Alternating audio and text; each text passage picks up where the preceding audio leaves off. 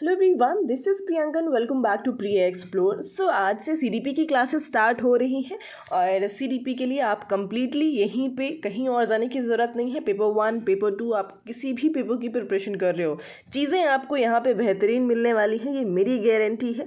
ठीक है, और सेशन आपका कुछ इस तरह से रहेगा कि थ्योरी प्लस PYQ दोनों ही चीज़ें आपको यहाँ पे मिलेंगी। और पहला टॉपिक आज मैंने लिया है कोलबर्ग, जो कि बहुत ज़्यादा इंपॉर्टेंट है सीटेट के एग्ज़ाम में। अगर आपने लास्ट जो सीटेट आपका दिसंबर में हुआ था, अगर आपने उसको एनालाइज़ किया है, नहीं किया है, तो हम जल्दी आपको करके चीज़ें बताएंगे किस तरह का सीडीपी का पेपर आया था ना। तो चलिए शुरू करते हैं, बिकॉज थ्योरी के साथ साथ प्रीवियस ईयर लगाना भी बहुत ज़रूरी है, स्पेशली सीटेट के एग्ज़ाम में ना। सो यहाँ पे जब भी हम विकास की बात करते हैं ना, प्रिंसिपल उसमें विकास के जो प्रिंसिपल्स हैं वो बहुत ज़्यादा इंपॉर्टेंट हैं और आपके एग्ज़ाम्स में आते भी हैं। तो जैसे कि आप देख पा रहे हो स्क्रीन पे, संज्ञानात्मक विकास का सिद्धांत, सामाजिक और सांस्कृतिक विकास का सिद्धांत जिससे रिलेटेड है वाइगोत्स्की, और संज्ञानात्मक से रिलेटेड है जीन प्याजे। नैतिक विकास की बात करते हैं तो कोलबर्ग, जिन्हें हम आज पढ़ने वाले हैं। भाषा विकास के सिद्धांत की बात करते हैं तो इससे रिलेटेड है नॉम चॉम्स्की। और ये जो 4 थ्योरीज आप देख पा रहे हो ना, यहाँ से लगभग 5 to 6 या फिर इससे ज़्यादा अप्रॉक्स, ठीक है, लगभग 10 नंबर आपके इन 4 थ्योरी से होते हैं पूरे सीटेट को, लाइक जो 150 मार्क्स का होता है ना, अगर हम देखें, क्योंकि ये ऐसे 4 टॉपिक हैं जो हर सेक्शन में, पाँचों में से कहीं भी आपको इनसे रिलेटेड क्वेश्चन मिल सकते हैं। तो चलिए कोलबर्ग को आज डिस्कस करना है हमें। और कोलबर्ग की थ्योरी का नाम क्या है? तो नैतिक विकास का सिद्धांत, यानी कि मोरल डेवलपमेंट थ्योरी। सो भाई, नैतिक विकास की बात करते हैं तो ये नैतिक वर्ड को समझना जरूरी है कि आखिर नैतिकता है क्या। ठीक है, सो हम थोड़ी सी चीज़ें समझ लेते हैं ऊपर, एग्जाम में पूछी तो नहीं जाती हैं बट आपके अंडरस्टैंडिंग के लिए ज़रूरी हो जाती है ना। जैसे कि लॉरेंस कोलबर्ग का नाम आया तो ये कहाँ से बिलोंग करते हैं? सो लॉरेंस कोलबर्ग एक अमेरिकी मनोवैज्ञानिक थे और इनका जन्म 1927 में हुआ था।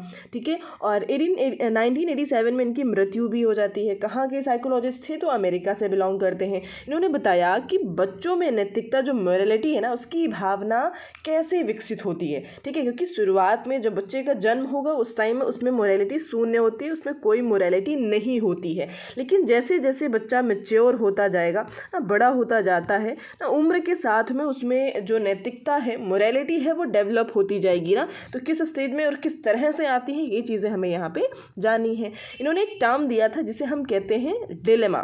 ठीक है, दुविधा क्या होती है? जब भी आप आप अपने आप को ही अगर यहाँ पे रखते हो ना, तो आप जब भी कोई डिसीजन लेना चाहते हो ना, हमेशा आपके माइंड में डिलेमा आता है, दुविधा से, इस स्थिति से आप गुजरते हो। ठीक है, फिर एक नैतिक तर्क, मान लीजिए आपके माइंड में 2 ऑप्शंस चल रहे हैं, ठीक है, 1 और 2, फिर आप क्या लगाते हो, फिर कैसे, मतलब एक रास्ते को चूज़ करने के लिए कुछ ना कुछ तो आप उसके फेवर में ना कुछ ना कुछ मोरल रीजनिंग लगाते हैं कि भाई ये सही है, ये गलत है, ये गलत है तो क्यों है, ये सही है, इस रास्ते पर जाना चाहिए तो क्यों जाना चाहिए ना, ये सब चीज़ें सोचते हैं आप और एक रास्ते का चुनाव कर लेते हैं। तो इस तरह से इसी को क्या कहा जाता है भाई, ये आपकी मोरालिटी, जिस जैसे आपका डेवलपमेंट हुआ होगा ना, आपके जो भी नैतिक मूल्य होंगे उस बेसिस पे आप चुनाव कर लेते हैं ना, सही और गलत का। तो बस इससे ही हम कह देते हैं नैतिकता ना, आपके अंदर की नैतिकता ऐसी है, इस तरह की है ना, और वो सही ही होनी चाहिए ना। ऐसा नहीं कि आप कुछ गलत चुनाव करें तो उसे भी हम नैतिक काम कहेंगे क्या, नैतिक कार्य बोलेंगे क्या? बिल्कुल नहीं। ठीक है, वो चीज़ें भले में होनी चाहिए, आपके भी और समाज के भी, अगर दायरे में हैं तो बिल्कुल आप उसे नैतिक कह सकते हो। ठीक है, बात करते हैं यहाँ पे, जैसे कि छोटा सा मैंने एग्जाम्पल लिया हुआ है ना, एक बच्चा है और उसने वो डिलेमा में था, दुविधा में था, और उसने क्या किया भाई, अपने गलत सही ना, भाई देखिए क्या बोलते हैं भाई, डिसीजन तो कुछ भी ले सकते हो ना, पर ऐसा नहीं है कि आपने किसी का मर्डर करने का डिसीजन ले लिया तो क्या वो भी आपका नैतिकता है क्या? तो बिल्कुल नहीं, वो गलत है भाई। अगर आप कोई ऐसी चीज़ें कर रहे हो जो दूसरों के लिए हार्मफुल है, आपके खुद के लिए हार्मफुल है, तो वो कभी भी नैतिक कार्य नहीं होगा। ठीक है, वो चीज़ें समाज के दायरे में रह करके होनी चाहिए, हर एक चीज़ बेहतर होना चाहिए ना, किसी का नुकसान ना हो, आपका खुद का नुकसान ना हो, तभी वो आप कह सकते हो कि उसमें नैतिकता है, मोरालिटी है। तो तो इस तरह से ये वर्ड आप समझ चुके होंगे। अभी आते हैं जो यहाँ से आपके क्वेश्चन बनते हैं, ठीक है। अभी मैंने आपको जितना भी समझाया ये आपके समझने के लिए था, यहाँ से लिखना कुछ नहीं है आपको, है ना ही आपके एग्ज़ाम में यहाँ से कुछ पूछा जाता है। पूछा कहाँ से जाएगा भाई, तो ये अब आप बिल्कुल ना एकदम अटेक्टिव हो करके बैठ जाइए, अटेंटिव हो करके, और यहाँ से समझने की कोशिश करें। अब हम बात करते हैं नैतिकता की, नैतिक विकास के सिद्धांत की। तो मैंने बताया था कि भाई जो कोलबर्ग है, इन्होंने अपनी थ्योरी को 3 लेवल्स में डिवाइड किया हुआ है ना, और वो कौन से लेवल हैं, वो 3 लेवल्स कौन से हैं, तो ये आप देख पा रहे हो स्क्रीन पे। पहला लेवल है आपका pre conventional level, conventional level, और तीसरा हो जाता है आपका पोस्ट कन्वेंशनल लेवल, ठीक है। पूर्व परंपरागत अवस्था कह सकते हैं, परंपरागत अवस्था और उत्तर परंपरागत अवस्था। तो ये 3 लेवल्स हैं, और इन्हीं लेवल को 2 सब स्टेजेस में डिवाइड किया हुआ है ना। जैसे कि पहला वाला आप देख पा रहे हो, ये पहला स्टेज और सेकेंड स्टेज, ये एक ही लेवल को 2 स्टेजेस में डिवाइड किया हुआ है। फिर ये 3, 4, 5 और 6 ना, तो ओवरऑल स्टेजेस पूछा जाता है, तो 6 स्टेजेस हैं और 3 लेवल्स में इन्होंने डिवाइड किया है। अब 1 to 1 इन्हें हम समझ लेते हैं। जो पहला इन्होंने स्टेज है, पहले स्टेज को कहा जाता है पुरस्कार और दंड, यानी कि ओबे एंड पनिशमेंट। ओबे और पनिशमेंट, भाई जब बच्चा छोटा सा होगा, है ना, मान लीजिए शाश्वावस्था में है अभी, और तब उसके अंदर नैतिकता किस तरह से आएगी, क्या उसे सही और गलत का ज्ञान है, क्या नहीं है, ज़ीरो है, उसे नहीं पता क्या सही है क्या गलत है, उसे जिसमें मजा आएगी वो वही काम करने वाला है ना। उसमें समझ कैसे आएगी, डर से आएगा, या फिर आप उसको किसी भी तरीके का पुरस्कार दीजिए ना। जब वो अच्छे काम करता है आप उसको पुरस्कार दे देते हो, वो समझ जाता है कि भाई ये काम करने से मुझे पुरस्कार मिल रहा है ना, मुझे लोग टॉफ़ी चॉकलेट्स दे रहे हैं, मतलब कि ये काम अच्छा है। और जब आपने मार लगा दी, डांट लगा दी बच्चे को, उसको समझ में आया कि भाई ये काम तो गलत है, तो बस यहीं से स्टार्ट हो जाता है उसके नैतिकता के विकास का ना। तो पहला स्टेज जो है, यहाँ पे बच्चे में नैतिक विकास किस तरह से होगा, पुरस्कार और दंड के बेसिस पे।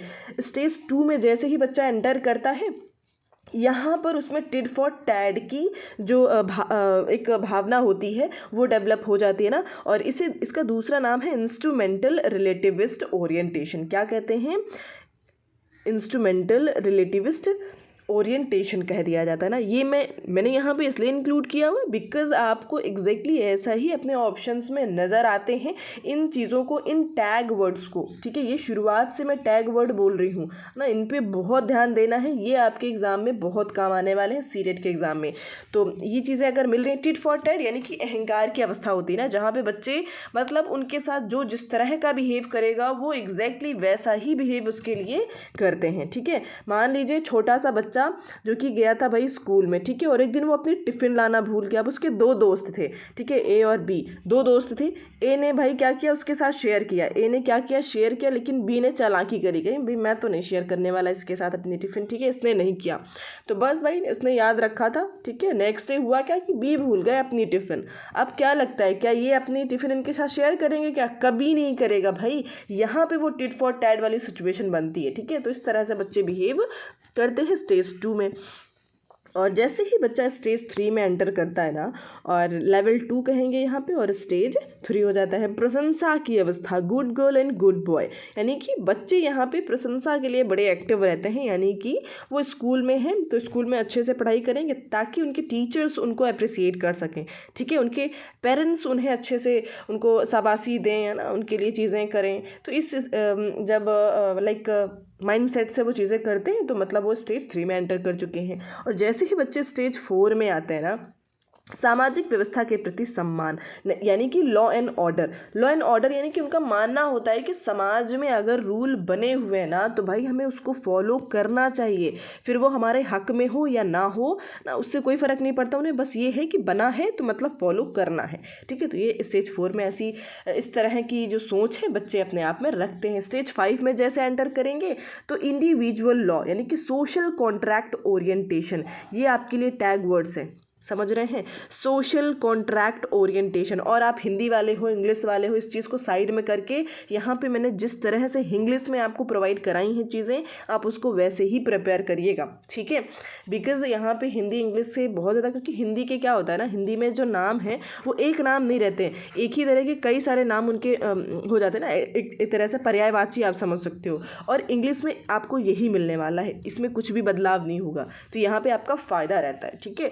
सामाजिक समझौते की अवस्था, यानी कि यहाँ पे मान लीजिए कि कोई रूल बना हुआ है, लेकिन अगर वो हमें लगता है कि हमारे फेवर में नहीं है या हमारे इंडिविजुअल पर्सन के लिए अगर वो सही नहीं है ना, तो उसे बदला जा सकता है ना, इस तरह का बिलीव बच्चे के अंदर हो जाता है, ठीक है। और लास्ट स्टेज जो है स्टेज 6, यहाँ पे पहुँचना थोड़ा सा डिफ़िकल्ट होता है, जिसका नाम क्या है, यूनिवर्सल एथिकल प्रिंसिपल कह लीजिए, यानी कि सार्वभौमिक नैतिक सिद्धांत का नैतिक सिद्धांत, ठीक है। होता क्या है इसमें, जैसे कि आपको मैं समझने के लिए सिंपल सा एग्जांपल देती हूँ। हमारे जितने भी फ्रीडम फाइटर थे, ठीक है, जितने भी फ्रीडम फाइटर्स थे उन सभी को अगर आप रिकॉल कर लीजिए, गांधी जी हों, जवाहरलाल नेहरू हों, भगत सिंह हों, है ना, बिस्मिल्लाह थे, जो भी थे, जितने भी थे, जिनके भी नाम आप रिकॉल कर सकते हो, वो सभी इसी कैटेगरी में आते हैं। बिकॉज उन्होंने अपने नैतिक मार्ग का खुद से चुनाव किया, लाइक एक कंफर्ट लाइफ थी उनकी, उसको छोड़ करके वो इस मार्ग पे चल पड़े ना। तो किसी ने कहा था क्या उनको? नहीं, उन्होंने खुद की वो चॉइस थी ना। उस तरह से अगर वो इस रास्ते पे चले, अपने देश को स्वतंत्र कराने की रिस्पॉन्सिबिलिटी उन्होंने समझी, तो वो उनकी खुद की सोच थी और उनके अंदर इस तरह के मूल्य थे, और बस वो इसी कैटेगरी में फिर आ जाते हैं ना। तो ये चीज़ें होती हैं यहाँ पे। और ये लेवल 3 आपको समझ में आ गए होंगे, और साथ में आपके जो ये स्टेजेस थे ना, ये बहुत इंपॉर्टेंट है, और सारे क्वेश्चन आपके मोस्ट ऑफ द क्वेश्चन यहीं से बन जाते हैं। अब मैंने यहाँ पे एक्सप्लेन भी किया हुआ है, जैसे कि आप देख पा रहे हो। पहला है आपका पूर्व परंपरागत अवस्था, यानी कि प्री कन्वेंशनल लेवल जिसे कहते हैं, जहाँ पे बच्चे 4 से 10 साल के होंगे ना। स्टेज 1, स्टेज 2, जो कि अभी ऊपर ही मैंने आपको चीज़ें समझाई हुई हैं, बस वही सारी चीज़ें यहाँ पे लिखी हैं। आप चाहें तो डिटेल भी पढ़ सकते हैं ना। नोट्स वगैरह टेलीग्राम पे मिल ही जानी है आपको, है ना। तो यहाँ पे सुनिए, समझिए, और उसके बाद नोट्स वगैरह वहाँ से कलेक्ट कर लीजिए। परंपरागत अवस्था की बात करते हैं, कन्वेंशनल स्टेज की बात करेंगे, तो ये स्टेज 3 और स्टेज 4 में इस तरह से डिवाइड है। अब जो इम्पोर्टेंट फैक्ट था ना आपका, ये आपका लेवल 3 हो जाता है ना। सो इस तरह से ये चीज़ें हमने कंप्लीट कर ली हैं, और क्रिटिसाइज़ भी इन्हें किया गया था। भाई जो कोलबर्ग ने अपनी थ्योरी दी हुई है, इनको क्रिटिसाइज़ भी किया था ना। किस बेसिस पे किया गया था ये हम समझ लेते हैं। देखिए, इनके एक स्टूडेंट थी जिनका नाम था कैरोल गिलिगन, ठीक है। क्या नाम था? जैसे कि आप देख पा रहे हो पहली लाइन में, कैरोल गिलिगन को लॉरेंस कोलबर्ग के नैतिक विकास के सिद्धांत की आलोचना के लिए जाना जाता है। नैतिक विकास पर गिलिगन का शोध इस बात पर केंद्रित है कि सामाजिक अंतः क्रियाओं और संबंधों से महिलाओं की नैतिकता कैसे प्रभावित हो रही है ना। यहाँ पे थोड़ा सा डिफरेंस किया गया था। किस बेसिस पे इन्होंने इनको क्रिटिसाइज़ किया है ये हम समझ लेते हैं। उनका तर्क है कि पुरुषों और महिलाओं के बीच का जो अंतर है सामाजिक प्रभावों और लैंगिक अनुकूलों का उत्पाद है। वो इस बात पर जोर देती है कि पुरुषों की तुलना में महिलाओं के सोचने के तरीके को अक्सर कम आंका जाता है। बिल्कुल ना, अगर हम दो लोगों को कंपेयर करें जिनमें से एक मेल हो एक फीमेल हो, तो हमेशा मेल की जो थिंकिंग होती है उसको कहीं ना कहीं वो डोमिनेटिंग नेचर देखने को मिलता है हमें, ठीक है। और इस तरह से गिलिगन के अनुसार नैतिक विकास पर महिलाओं के दृष्टिकोण में देखभाल शामिल है, ठीक है। जो एक केयरिंग नेचर होता है ना, वो कहीं ना कहीं शामिल होता है, और इस वजह से जो मानवीय संबंधों पर अपना प्रभाव दिखाती है, और जिसे उन्होंने देखभाल की नैतिकता या एथिक्स ऑफ केयर कहा है, ठीक है। जो केयरिंग नेचर होता है फीमेल्स का, और कहीं ना कहीं फैमिली में भी आपने देखा होगा ना कि फीमेल्स जो है बहुत सारे ऐसे वायलेंस हैं जिसको सह रही होती है घर पे, जस्ट बिकॉज उनका ये मानना होता है कि भाई यहाँ पे भाई फैमिली के लोग हैं, चीज़ें गलत ना हो, ख़राब ना हो, तो वो अनैतिक चीज़ों को भी एक्सेप्ट कर लेती है ना। तो उनकी जो सोच है वो कहीं ना कहीं देखभाल की नैतिकता कही जाती है, एथिक्स ऑफ केयर कहा जाता है, ठीक है। तो इस तरह से चीज़ें हो जाती हैं। अगला कहने की पुरुष न्याय की नैतिकता को प्राथमिकता देते हैं। किसको देते हैं? Men's prioritise ethics of justice, यानी कि वो सिर्फ सही और गलत के बेसिस पे ही डिसीजन लेते हैं, जबकि फीमेल्स क्या करते हैं? केयर के बेसिस पे ना, जहाँ पे वो फैमिली की बात आती है फिर वहाँ पे वो पीछे हट जाते हैं ना। तो ये सारी चीज़ें हो जाती हैं। जहाँ नैतिकता अमूर्त सिद्धांतों और नियमों पर केंद्रित होती है जिन्हें सभी के लिए समान रूप से लागू किया जाता है। इसी बीच महिलाएं देखभाल की नैतिकता यानी कि एथिक्स ऑफ केयर, आपका क्वेश्चन कहाँ से बनता है, आपको ये चीज़ें याद होनी चाहिए, ठीक है जी, जो मैं अंडरलाइन कर रही हूँ। देखभाल की नैतिकता महिलाओं की होती है और न्याय की नैतिकता पुरुषों की होती है ना। तो इस वजह से कहीं ना कहीं इन्होंने आलोचना करी है कि भाई सिर्फ, और ये भी था कि भाई यूनिवर्सल चीज़ें लागू कर दी गई, बट ऑब्जर्व 4 ही लोगों को किया गया था, कुछ ही लिमिटेड लोगों को ऑब्जर्व किया गया। तो सब हर एक के लिए कैसे आप उस चीज़ को अप्लाई कर सकते हो ना। तो इस तरह से इनको आलोचना इनकी करी गई थी। किया किसने था, कैरोल गिलिगन ने। ये चीज़ आप समझ चुके होंगे। ये फीमेल है, लड़की थी, जो कि इनकी एक तरह से स्टूडेंट होती हैं, जो कि इनको क्रिटिसाइज करती हैं इस बेसिस पे। चलिए जल्दी से क्वेश्चंस को डिस्कस करेंगे। काफ़ी इंपॉर्टेंट क्वेश्चन है और प्रीवियस ईयर में आए हुए क्वेश्चन हैं, ठीक है। पहला क्वेश्चन है कि बच्चों में नैतिक विकास का सिद्धांत किसने प्रतिपादित किया है। तो ये तो भाई आप इजीली आंसर कर पाओगे, वो होते हैं कोलबर्ग जी, जिन्होंने नैतिक विकास के सिद्धांत की बात करी हुई है ना। नेक्स्ट क्या है कि कैरोल गिलिगन, देखिए आ गई ना, इनसे क्वेश्चन पूछा गया है कि कैरोल गिलिगन ने लॉरेंस कोलबर्ग के नैतिक विकास की समालोचना करते हुए तर्क रखा कि कोलबर्ग नारीवादी नैतिकता जो डैश पर जोर देती है को नकारते हैं। किस पे जोर देती है, तो एन एथिक ऑफ केयर, देखभाल की नैतिकता, जिसको इन्होंने क्या किया है, एक्सेप्ट नहीं किया है, ठीक है। सो इस वजह से इनको क्रिटिसाइज किया गया है। पहला ऑप्शन यहाँ पे सही हो जाएगा। अगला क्या है भाई, लॉरेंस कोलबर्ग के द्वारा प्रतिपादित नैतिक विकास के किस स्तर पर व्यक्ति अपने निर्णय को व्यक्तिगत अधिकारों पर और सर्वोपरि अक्षय परिणाम पर आधारित करता है। यानी कि जैसे कि अभी मैंने ऊपर आपको पढ़ाया था, तो आया था ना इंडिविजुअल की बात हुई थी। तो जब इंडिविजुअल के बेसिस पे चीज़ें होती हैं ना, तो वो कौन सा स्टेज था भाई, वो था authority and the social order orientation, यानी कि आधिकारिकता एवं सामाजिक क्रम व्यवस्था अभिविन्यास, जो कि आपका ऑप्शन नंबर 3 यहाँ पे सही हो जाएगा, ठीक है। जो आपका लेवल 2 था और स्टेज नंबर 5 था, ठीक है। तो इस तरह से ये हो गया। अगला प्रश्न क्या कहते हैं कि डैश चरण में बच्चों की तर्कशीलता समस्या को एक ही पहलू से प्रत्यक्ष दिखाई देने वाली अनुभूति पर सीमित रहती है, ठीक है। यानी कि डैश चरण में जो बच्चे होते हैं ना, like children's reasoning in dash stage is limited with focus on one perpetual dimension of the problem. यानी कि बच्चे जो हैं एक ही पक्ष को देख पाते हैं, दूसरी चीज़ें और दूसरे पहलू को देख ही नहीं पाते ना। तो ये आपका पहला ही लेवल हो जाएगा, जैसे कि पूर्व संक्रियात्मक जिसे कहते हैं, प्री कन्वेंशनल। पहले ही लेवल में इस तरह से बच्चे के अंदर चीज़ें देखने को मिलती हैं। नेक्स्ट क्वेश्चन क्या है कि रमेश को अपने मित्र का पेन बहुत ही आकर्षित लगता है और वह उसे चुराने का विचार करता है, परंतु वह उसे नहीं चुराता क्योंकि यदि उसके अभिभावकों को पता चलेगा तो वे उसे बुरा बालक कहेंगे। और कोलबर्ग के अनुसार रमेश नैतिक विकास के किस चरण में है, यानी कि वो बुरा नहीं बनना चाहता है, ठीक है, अच्छा बनना चाहता है अपने माता पिता की नज़रों में ना। तो ये good girl good boy orientation कौन सा स्टेज था भाई, स्टेज की बात करेंगे तो ये स्टेज 3 हो जाता है और लेवल आपका 2 हो जाता है ना। अच्छा लड़का अच्छी लड़की अभिविन्यास की अवस्था में बच्चा यहाँ पर हो जाएगा। सो इस तरह से हमारे क्वेश्चन भी कंप्लीट हुए हैं और मोस्ट इंपॉर्टेंट क्वेश्चन थे जो आपके एग्जाम में पूछे जा चुके हैं ना। सो चीज़ें आप बढ़िया अच्छे से कवर अप करिए। सेशन कैसा रहा कमेंट सेक्शन में फीडबैक ज़रूर दीजिए ना। फर्स्ट टाइम है तो सब्सक्राइब करेंगे और शेयर भी कर देंगे। सो आज के लिए इतना ही रखते हैं, मिलते हैं नेक्स्ट सेशन में। Thank you so much everyone.